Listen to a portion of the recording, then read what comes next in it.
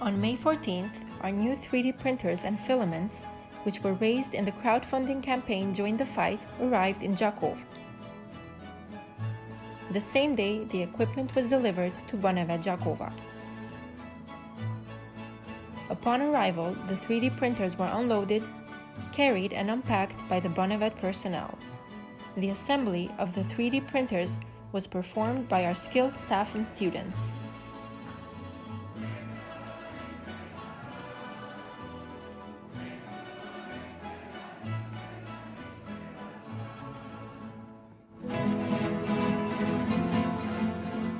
Following the assembly, the 3D printers were carefully tested and commissioned. Prior to the arrival of the new 3D printers, BONEVET had produced a total of 6,000 face shields. The newly equipped 3D printer farm at BONEVET now counts a total of 69 old and new 3D printers. The manufacturing capacity has doubled. We have increased the rate from 1,500 to 3,000 face shields per week. We expect to manufacture 9,000 face shields in 3 weeks, reaching a total of 15,000 units, or 5,000 more than we had initially planned.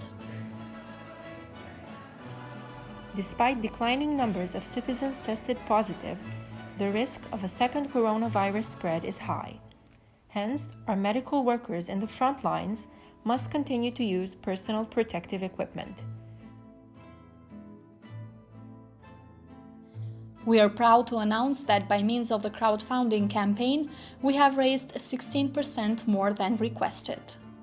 With the exceeding funds, BONEVET will purchase additional filaments. We thank all backers for their contributions, in particular Foundation Unedu Kosovën, KFOS, the British Embassy to Kosova, UNDP Kosova, Help Kosova, IPCO Foundation, Diaspora Association Kasaniku, and the Ministry of Finance and Transfers.